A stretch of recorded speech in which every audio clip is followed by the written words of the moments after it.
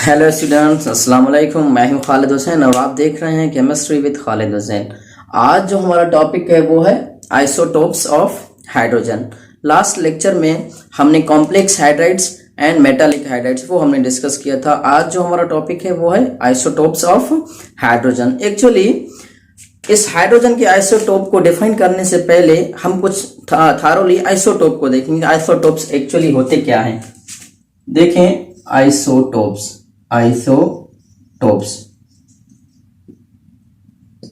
Atoms of same element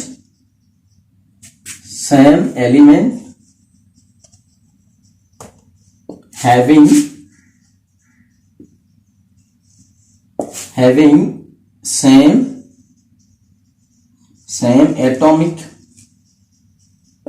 same atomic number but different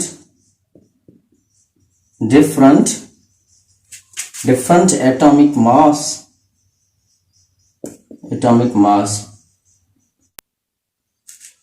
तो क्या atoms कैसे हम आइसोटोप्स को डिफाइन करते हैं? Atoms of same element having same atomic number but different atomic mass. कि कोई भी एलिमेंट हो उनमें जो एटम्स होते हैं उनमें क्या होता है कि एटम्स वैसे सिमिलर किस एग्जाम के एटम्स होते हैं किसी भी एलिमेंट में, उनमें ये प्रोबेबिलिटी है कि जो एटम्स हैं उनमें एटॉमिक नंबर उनका सेम हो, एटॉमिक मास डिफरेंट हो सकता है। इससे हम कहते हैं एक्चुअली आइसोटोप्स, या हम इसे ऐसे भी डिफाइन करते हैं और we can say that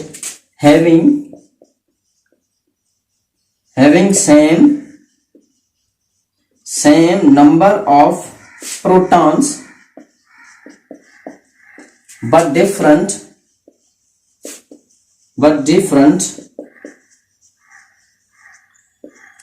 number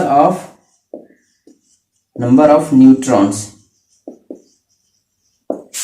तो atoms of the same element having same number of protons but different number of neutrons, this is also called isotopes। तो आइसोटोप्स को हम ऐसे भी डिफाइन करते हैं। क्योंकि एटॉमिक जो मास है, एटॉमिक मास जनरली हम कंसीडर करते हैं number of protons and neutrons. Atomic mass को ऐसे ही डिफाइन करते हैं ना, तो प्रोटॉन्स सेम होते हैं, न्यूट्रॉन्स उसके डिफरेंट होते हैं। अब न्यूट्रॉन्स के डिफरेंट होने की वजह से क्या होता है कि एक्चुअली अनस्टेबिलिटी जो है वो ज्यादा बढ़ती है। अनस्टेबिलिटी जब भी जो न्यूट्रॉन्स बढ़ते हैं तो अनस्टेबिलिटी वहां आ जाती है। तो ऐसे ही होते हैं, it means these are called as isotopes. अब जनरली देखें तो carbon have three isotopes. Carbon के कितने आइसोटोप्स हैं? 3 आइसोटोप्स हैं। जनरली हम पढ़ते हैं 612, कार्बन 613 एंड कार्बन 614। तो ये क्या है? ये एक्चुअली आइसोटोप्स हैं कार्बन के 612, 613, 614। जो 612 है एक्चुअली जनरली यही एग्जिस्ट करता है। इट मींस एग्जिस्टेंस की वजह के नेचुरली अबंडेंट जो है वो ये आइसोटोप है। देखें जनरली जो भी एलिमेंट्स होते हैं तकरीबन उनके आइसोटोप्स होते हैं, लेकिन उनमें क्या होता है कि एक हम जो आप पीरियोडिक टेबल देख रहे हैं, periodic table, modern periodic table, उसमें हमने जस्ट इसको जगह दिया, हमने इसको जगह दी। तो ये असल में वजह क्या है? क्योंकि ये नेचुरली अबंडेंट ज्यादा है। जो अभी आइसोटोप नेचुरली अबंडेंट ज्यादा होगा हम उसे ही पीरियोडिक टेबल में रखते हैं। जैसे कि अब हम इसके बाद हाइड्रोजन के आइसोटोप्स पढ़ेंगे।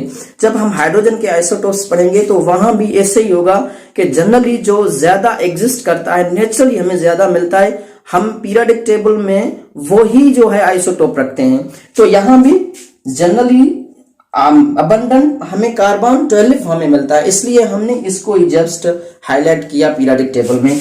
और जो कार्बन 14 है स्पेशली हम इसे किस पर्पस के लिए यूज करते हैं? कार्बन डेटिंग के लिए यूज करते हैं। इट मींस जो एज फैक्टर है, एज को हम डिटरमाइन करते हैं, जो एक्सटेंट हमारे पास स्पीशीज हैं या एक्सटेंट जो ट्रीज हैं, तो वहां हम एक्चुअली इससे carbon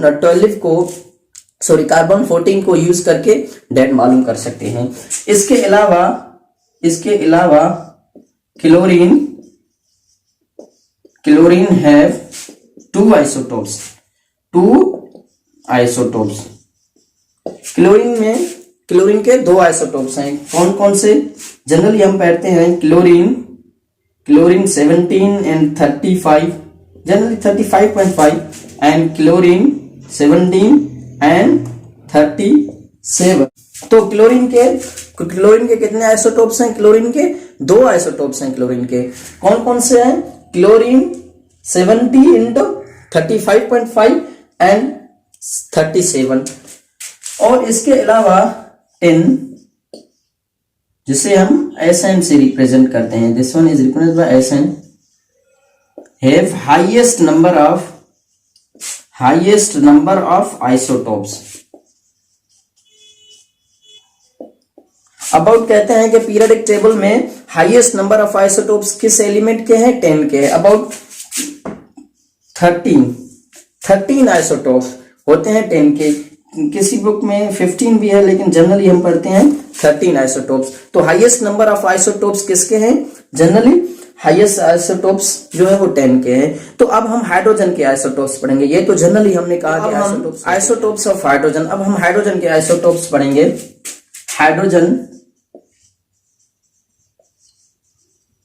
hydrogen have 3 isotopes, 3 isotopes. Hydrogen have 3 isotopes. सबसे पहले प्रोटियम, उसके बाद deuterium, and last one is tritium. तो ये 3 आइसोटोप्स हैं हाइड्रोजन के। कितने आइसोटोप्स हैं? 3 हाइड्रोजन के आइसोटोप्स हैं। सबसे पहले हम जो है वो प्रोटियम को पढ़ेंगे। तो सबसे पहले हम प्रोटियम को पढ़ेंगे। इससे प्रोटियम को हम किससे रिप्रेजेंट करते हैं? जनरली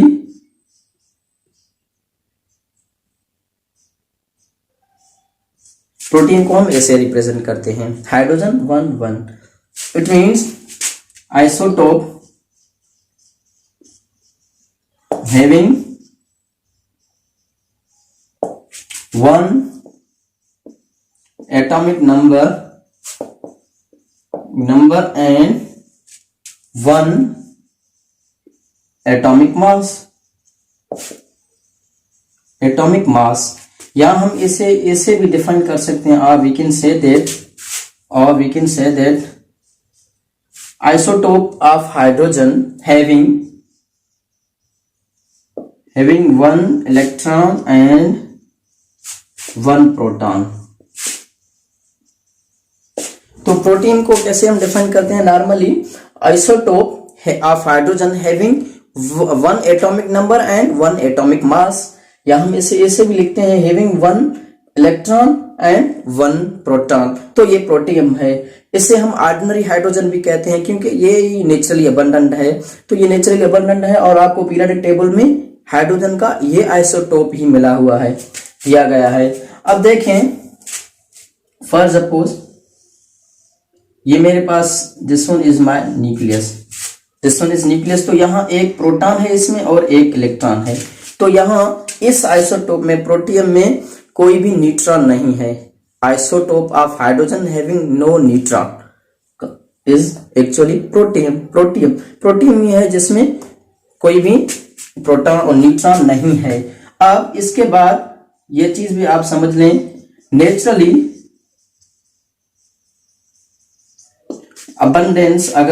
अबंडेंस हम इसकी देखें तो इस प्रोटीन की तो 98.99%। नेचुरली हमें अबंडेंट जो है प्रोटीन ही मिलता है। कितने मिलता है? That means percentage 98.99।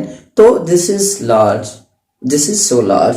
तो इसलिए जनरली आपके पीरियोडिक टेबल में इसको ही जगह दिया गया। यही प्रोटीन है जिसे हम ऑर्डिनरी हाइड्रोजन भी एक्चुअली कहते हैं। तो ये था कि प्रोटीन क्या है। तो इसके बाद अब हम प्रोटीन के बाद सेकंड वन पढ़ेंगे जो ड्यूटेरियम कहलाता है। तो तो अब हम सेकंड जो है टाइप ड्यूटेरियम आइसोटोप वो हम हाइड्रोजन का पढ़ेंगे। अब देखें इसको हम जनरली किसके साथ रिप्रेजेंट करते हैं, D, it means atomic number 1, atomic मास 2, या हम जनरली इसे ऐसे भी रिप्रेजेंट करते हैं 1/2। देखें isotope of hydrogen having 1 atomic number and 2 atomic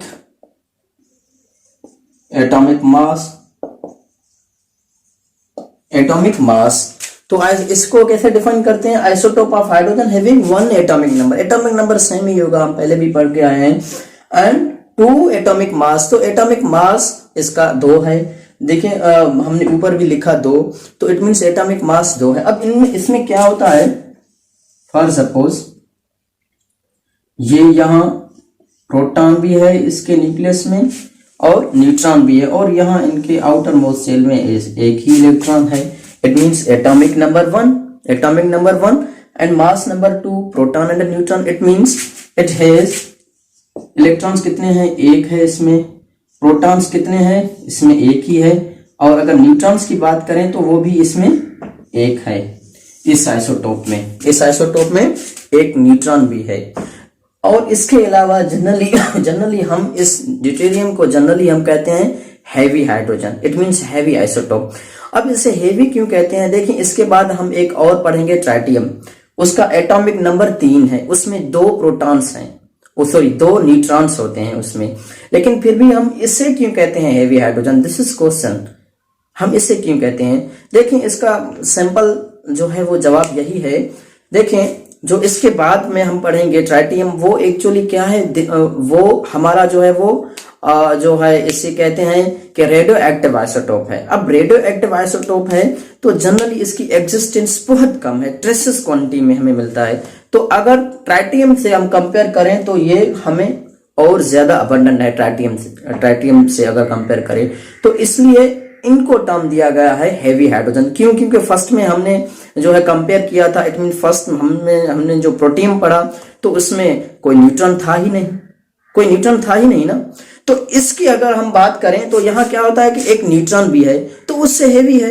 और एटॉमिक मास की जब हम बात करें तो उसमें एटॉमिक मास उनका क्या था, प्रोटियम का जस्ट 1, इसका एटॉमिक मास 2 है। तो this is so called as a heavy hydrogen और heavy isotope.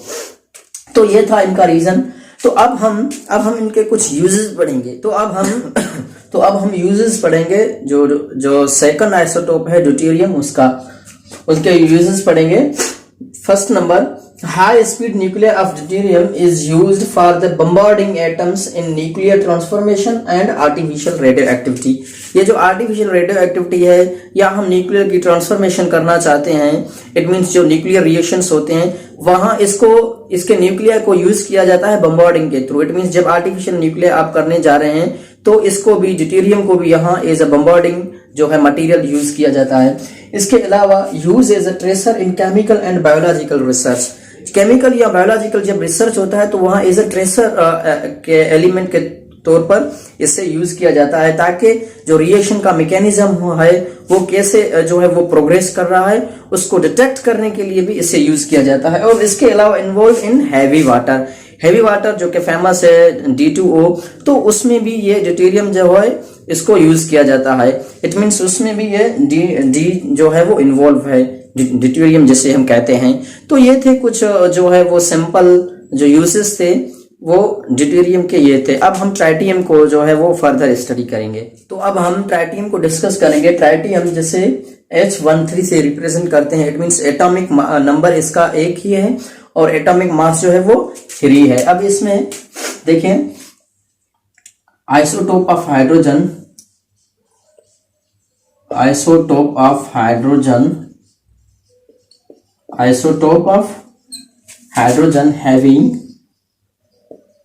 having 1 atomic number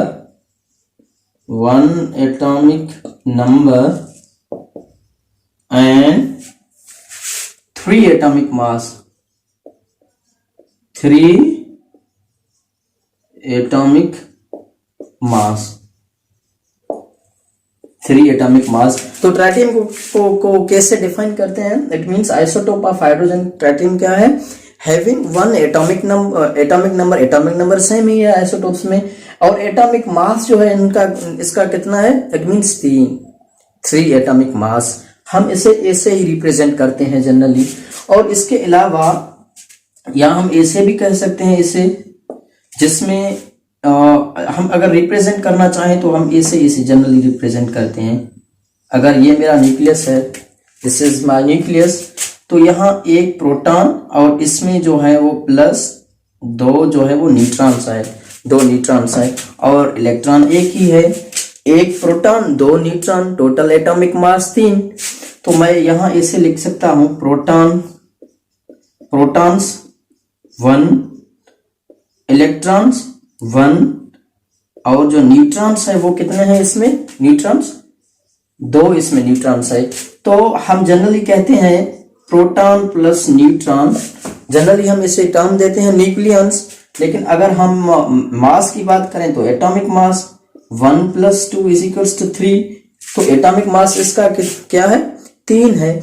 और इसके अलावा दिस इज, ये आप नोट कर लें, this is radio active isotope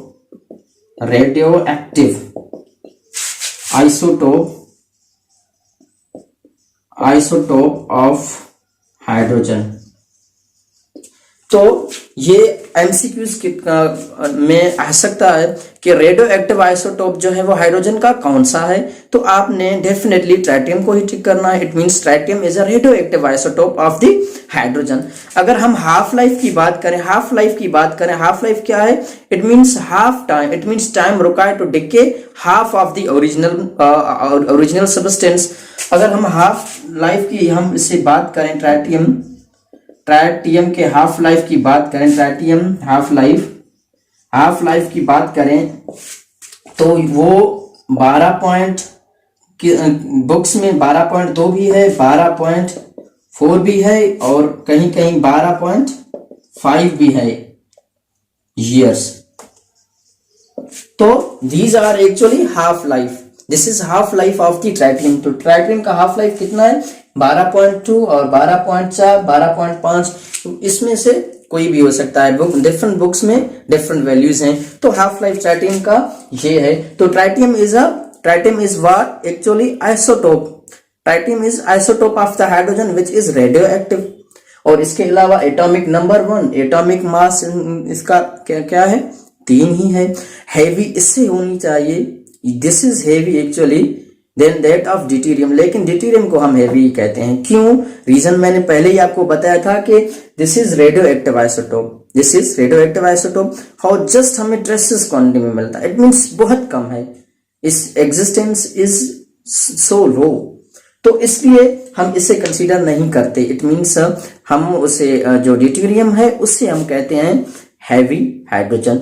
तो आज के लेक्चर में इतना ही है। हमने इसमें जो है वो डिस्कस किया, आइसोटोप्स को भी थारोली हमने टच किया, और जो हाइड्रोजन है उनके जो आइसोटोप्स हैं उनको भी हमने डिस्कस किया, क्योंकि हाइड्रोजन के जो आइसोटोप्स हैं उससे ही स्पेशली नाम जो है वो दिया गया है। हमने 3 ही पढ़े हैं। तो आज के लेक्चर में इतना ही है। अभी तक आप हमारे चैनल पर नया है तो सब्सक्राइब करें, ताकि आइंदा भी आपको जो है वो लेक्चर्स जो भी हम अपलोड हम करें तो आपको नोटिफिकेशन के फॉर्म में वो भी आपको मिले। Thank you.